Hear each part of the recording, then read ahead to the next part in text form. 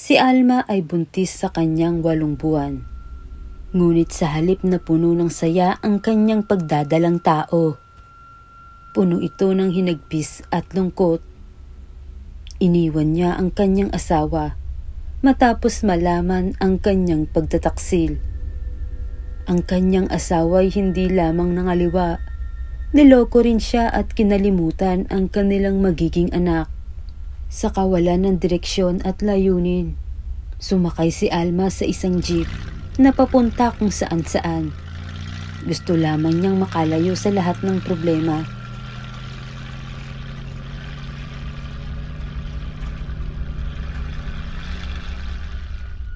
Sa hindi inaasahang pagkakataon, napadpad siya sa isang liblib na baryo sa gitna ng kagubatan.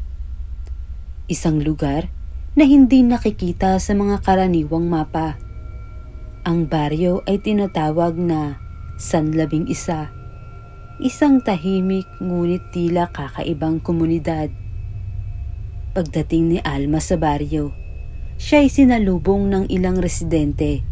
Ang kanilang mga ngiti tila matamis, ngunit may kung anong kakaiba sa kanilang tingin.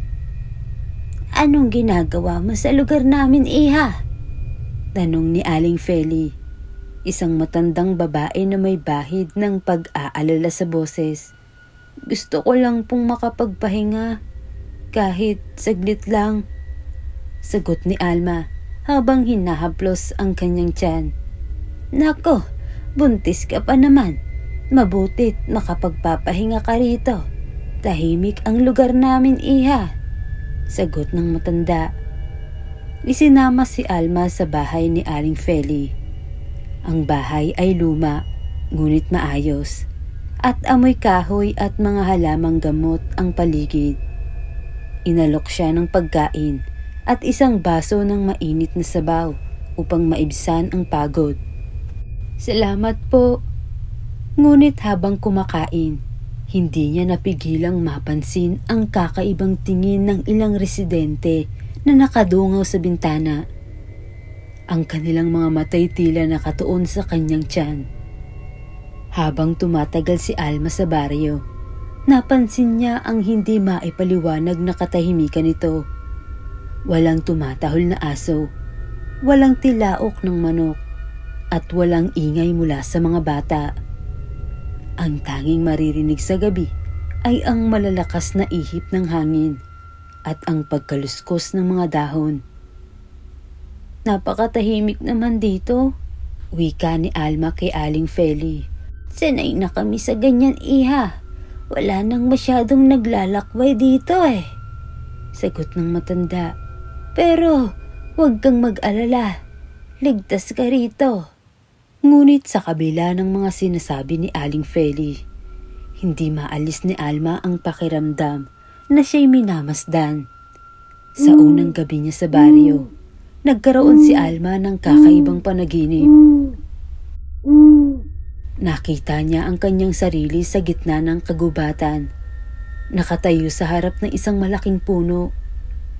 Sa paligid ng puno ay may mga nakamaskarang tao na tila nagdadasal. Ang kanilang mga mukha ay hindi maaninag, ngunit ang kanilang mga kamay ay nakaturo sa kanyang tiyan. "Ang bata, ang dugo niya ang kailangan." Nagising si Alma na pawisan at agad niyang hinawakan ang kanyang tiyan. Malakas ang tibok ng kanyang puso at naramdaman niya ang kakaibang lamig sa kanyang paligid.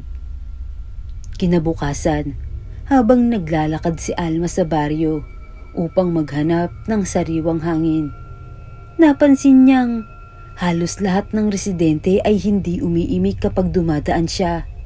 Sa halip, nakatitig lamang sa kanya, lalo na sa kanyang tiyan.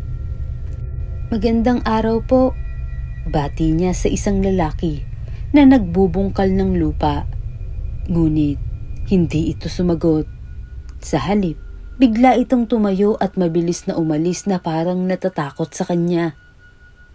Nang dumating siya sa maliit na tindahan sa baryo, napansin niya ang kakaibang mga paninda, mga halamang gamot, asin na parang dinurog sa kamay, at mga bote ng kung anong likido na may malalakas na amoy. "Ano pong meron dito?" tanong ni Alma sa tindera. "Mga panlaban yan, iha," sagot nito na may ngiting pilit. "Sana'y hindi mo na kailanganin."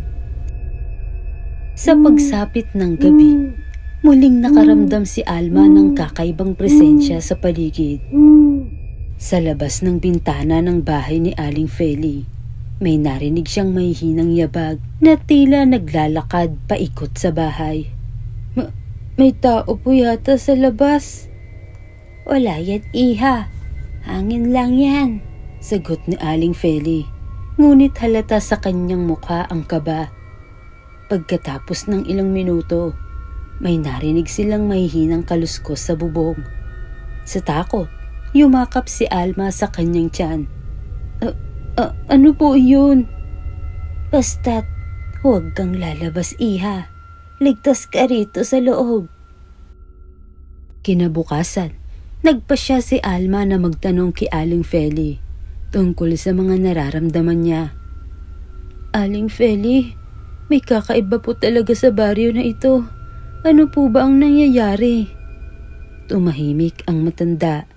Tila nag-iisip kung sasabihin ang katotohanan. Sa huli, napilitan siyang magsalita. "Iha, ang baryo namin ay nilulugaran ng mga aswang. Matagal na. Hindi namin sila nakikita, ngunit nararamdaman namin sila. At kapag may buntis na napapadpad dito." Tumigil siya, tila ayaw tapusin ang kanyang sasabihin. Kapag may buntis?" tanong ni Alma, pilit na pinipigilan ang takot. "Iyon ang gusto nila, ang laman ng sinapupunan. Sila'y nagkukubli bilang tao sa araw, ngunit sa gabi, huwag kang magpapaniwala sa kanilang ngiti." Sa sumunod na gabi, nagising si Alma sa malalakas na kaluskos sa paligid ng bahay. Nang sumilip siya sa bintana, nakita niyang may ilang anino na paikot-ikot sa labas. "Aling Feli! May tao po sa labas!" Mabilis na kumilos si Aling Feli. Kinuha niya ang isang supot ng asin at isinaboy ito sa pinto ng pintana. "Huwag kang lalapit sa kanila." Biglang may kumalabog sa bubong. Ang lakas ng ingay ay nagpatigil kay Alma. Tumutulo ang malamig na pawis mula sa kanyang noo habang nakatitig sa kisame. Biglang bumukas ang pinto ng bahay. Isang lalaki, si Mang Remy, na isa sa mga residente ang biglang pumasok. "Lita, handa na kami!" sabi nito. Ngunit nang makita nito si Alma, biglang nag-iba ang kanyang anyo. Ang kanyang balat ay naging kulay abo. Ang kanyang mga mata ay namula. At ang kanyang mga kuko ay humaba. "Aling Feli! Siya ang aswang!" sigaw ni Alma. "Alma, kunin mo ito!" sigaw ni Aling Feli. Iniabot ang isang punyal na may bahid ng langis. "Gamitin mo ito sa kanya." Nagsimula ang matinding labanan sa loob ng bahay. Sinubukan ni Alma na ipagtanggol ang kanyang sarili gamit ang punyal. Ngunit malakas ang halimaw. Sa tulong ni Aling Feli, nagawa nilang sugatan ito sa leeg, dahilan upang ito'y maglaho. Ngunit sa kanilang paniniwala na tapos na ang laban, biglang sumulpot ang mas maraming anino sa labas. Ang buong baryo pala ay pugad ng mga aswang at lahat sila ay nagtipon upang kunin si Alma.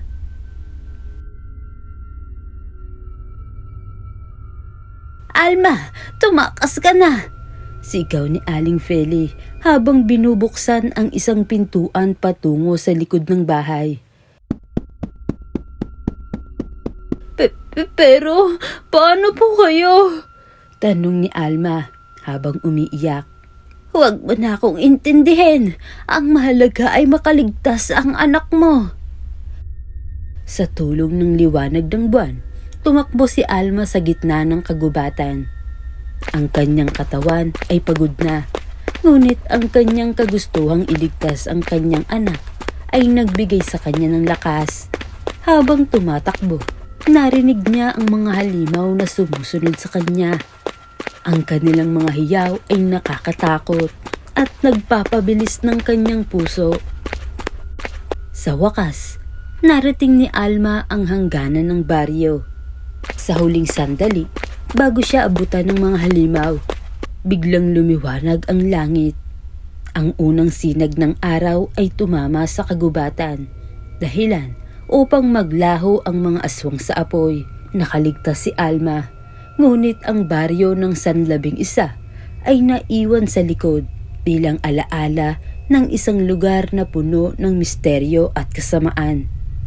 Isang buwan matapos ang pangyayari, isinilang ni Alma ang kanyang anak, isang malusog na sanggol na tila nagdala ng bagong pag-asa sa kanyang buhay.